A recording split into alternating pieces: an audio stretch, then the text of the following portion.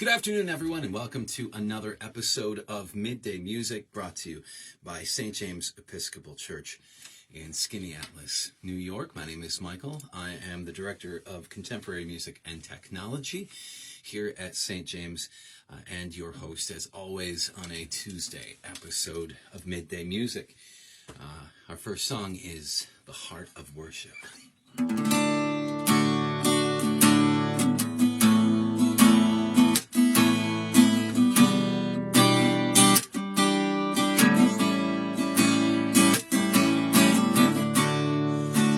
Music fades, and all is stripped away, and it's simply gone. Longing just to bring something that's worth that will bless your heart. I bring you more than a song, for a song in itself is not what you have required. You search much deeper within, though the way things appear, you're looking into my heart. I'm coming back to the heart of worship, and it's all about you. It's all about you, Jesus. I'm sorry, Lord, for the thing I made it. It's all about you. It's all about you, Jesus.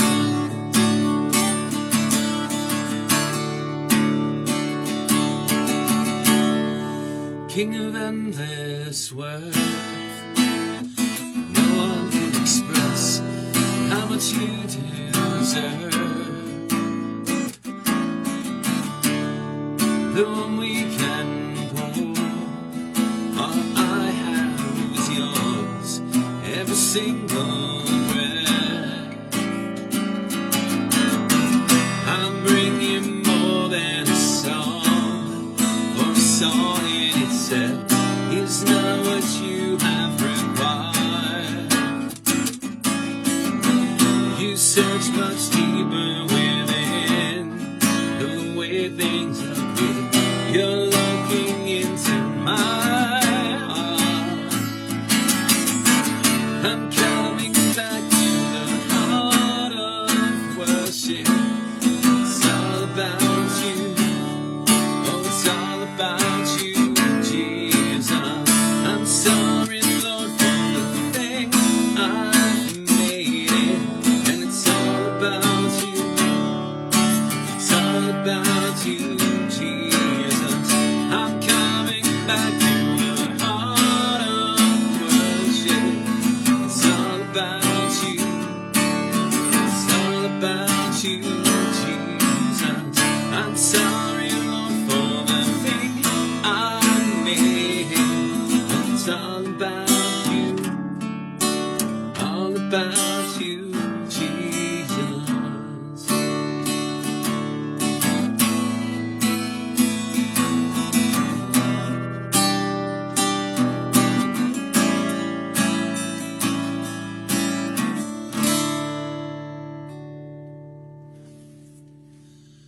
Heart of worship.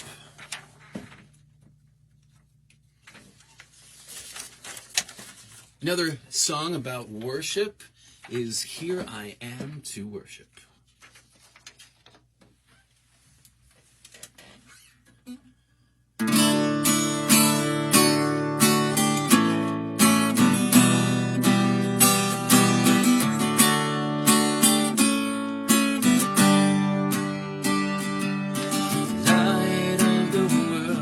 Step down into darkness, open my eyes, let me see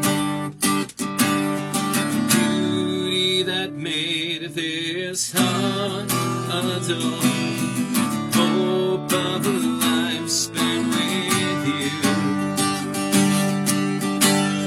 So here I am to worship, here I am to bow down, here I am to say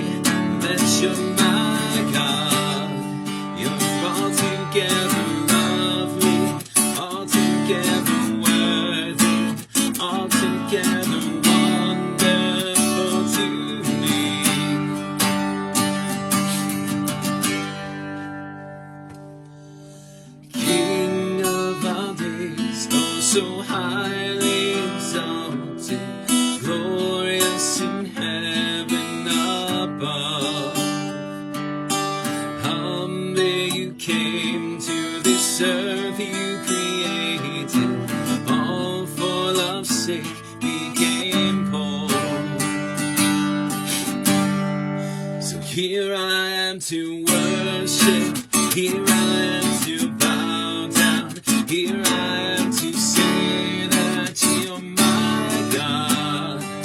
You're altogether lovely, altogether worthy, altogether wonderful to me.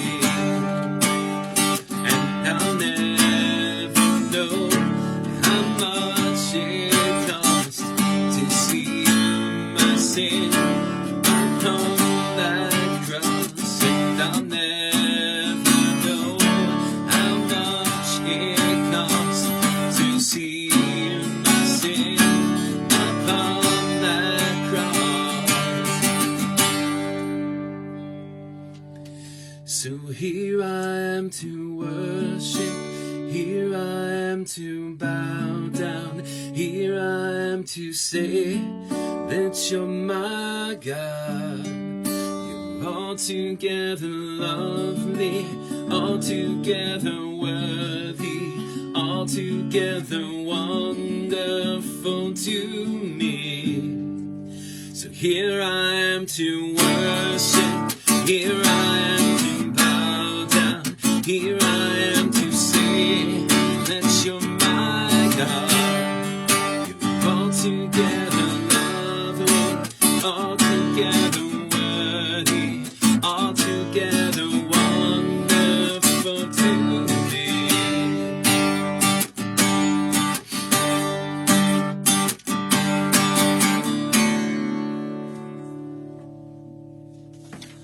Here I am to worship.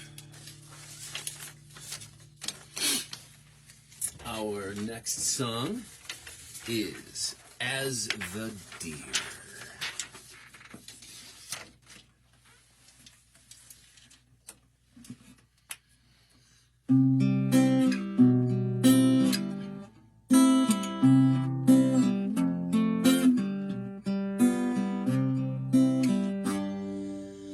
As the deer panteth for water, so my soul longeth after thee. You alone are my heart's desire, and I long to worship thee.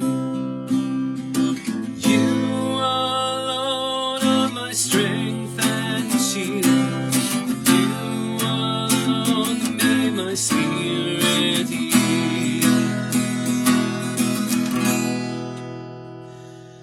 You alone are my heart's desire, and I long to worship you.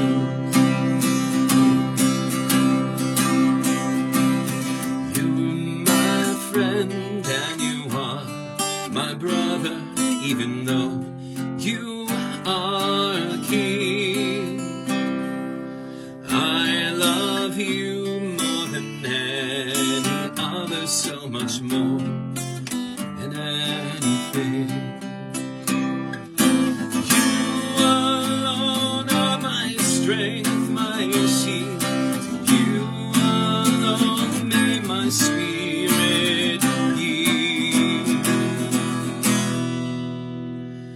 You alone are my heart's desire, and I long to worship thee.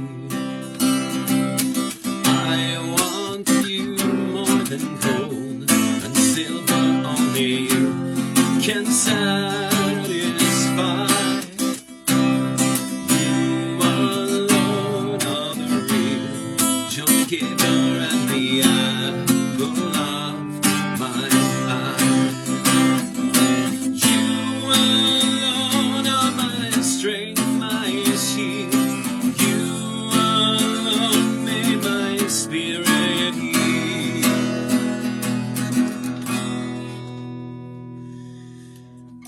You alone are my heart's desire, and I long to worship thee. That's 3 songs in a row with the word worship in it. So you might be asking yourself, oh, is worship the theme of today's midday music? Well, no, not really. So today's reading is Genesis 40, verses 1 through 22. Begins a little strangely, as if you were already in on the story. Sometime later, the cupbearer and the baker of the king of Egypt offended their master, the king of Egypt.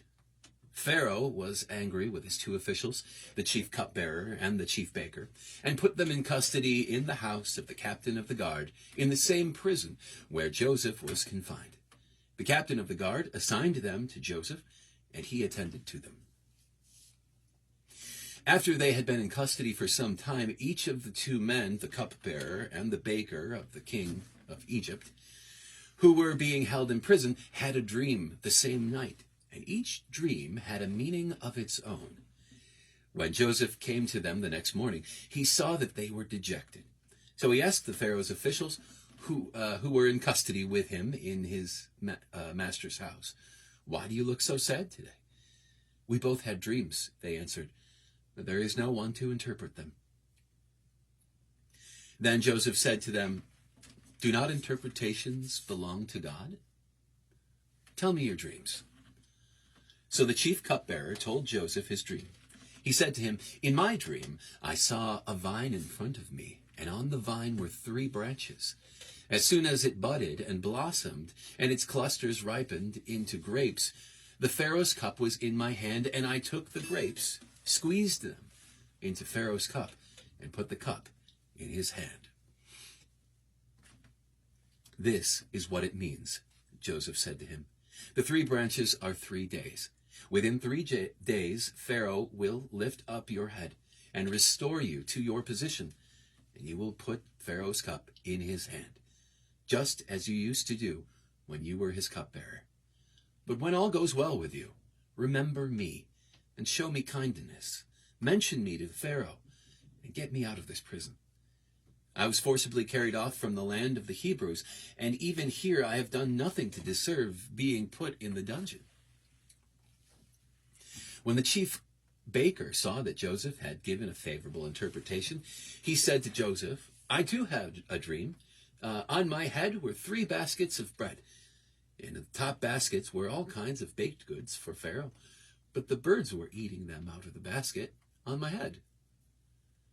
"This is what it means," Joseph said.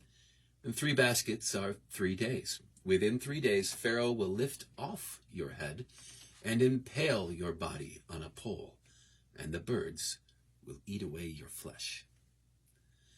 Now the 3rd day was Pharaoh's birthday, and he gave a feast for all his officials. He lifted up the heads of the chief cupbearer and the chief baker in the presence of his officials. He restored the chief cupbearer to his position so that once again he put the cup into Pharaoh's hand. But he impaled the chief baker, just as Joseph had said to them in his interpretation. The meanings and messages hidden within Scripture are not always easy to find. In this reading, Joseph, who is in prison himself, interprets the dreams of 2 other prisoners, telling them that in 3 days' time, one will return to his former post, and the other's life will end hanging from a post. So what could that possibly mean for us? Well, I did notice 2 things.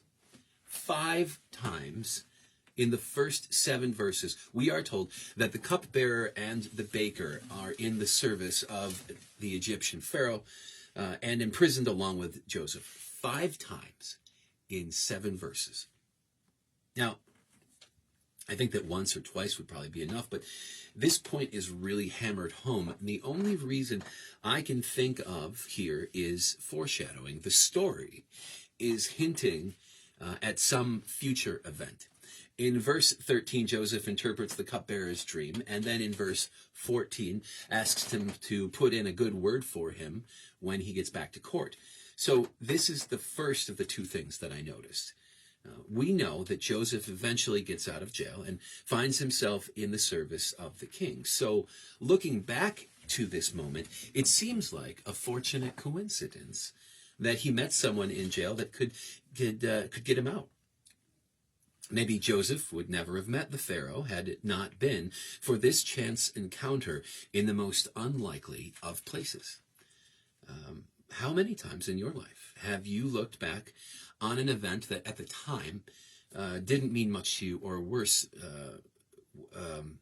you were very unhappy about, but in hindsight became a pivotal moment in your life? And that leads me to my second thought. Although Joseph didn't want to be in jail and undoubtedly prayed constantly for his release, God had other plans. God is not an ATM dispensing blessings at our convenience. He is answering our prayers in his time and according to his own design. And sometimes that answer is no. Because for our benefit or for the benefit of someone else we may come in contact with, God needs us to endure something or simply be present for something that we may really dislike, because for reasons we don't yet see, it is important to God. So like a young child who only knows what they want, not what they really need, we can ask our Father for whatever we may think is important for our lives at any given time. However, despite the frustration that comes not from God's failure to answer our prayers, but from our own inability to see the big picture, you must also remember that you are always exactly where you are meant to be. Today's final song, I'm going to try to play on the piano. This is You Say. I keep fighting voices in my mind that say I'm not enough.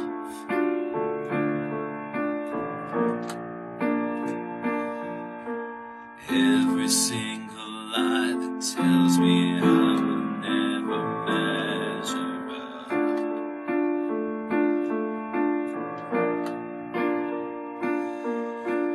Am I more than just the sum of every high and every low?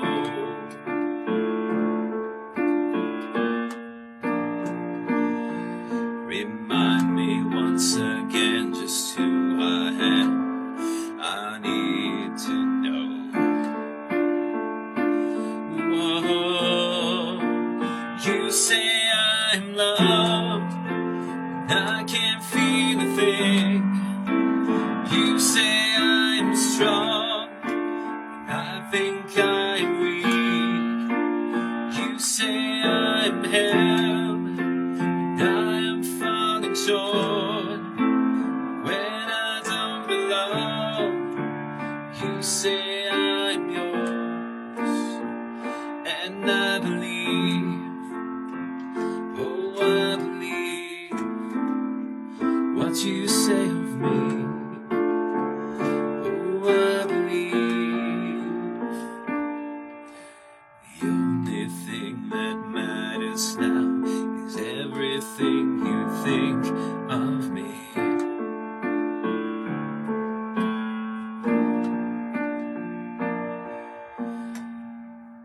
In you I find my worth, in you I find my identity.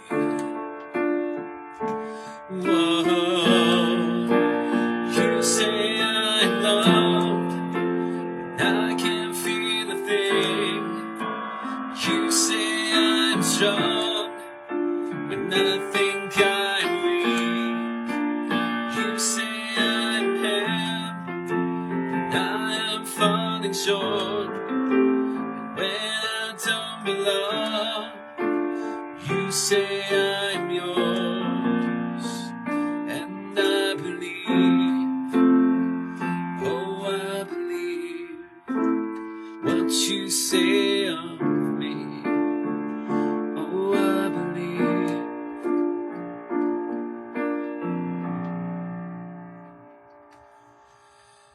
Taking all I have and now I'm laying there at at your feet.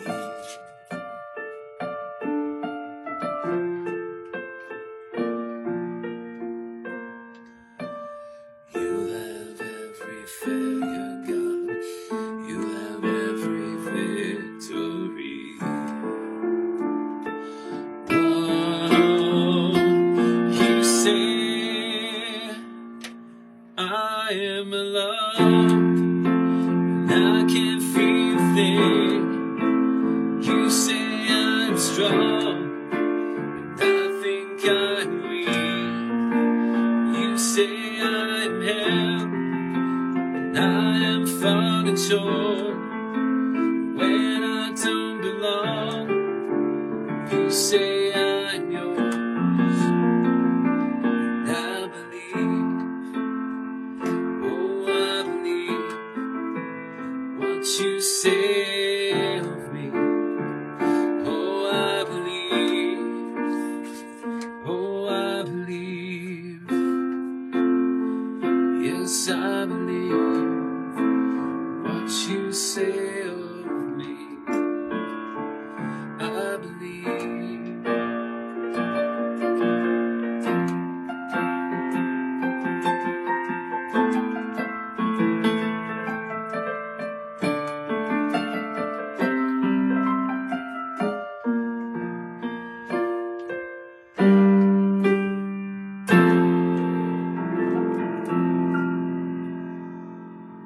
That's Midday Music, folks. Thanks for joining me, as always.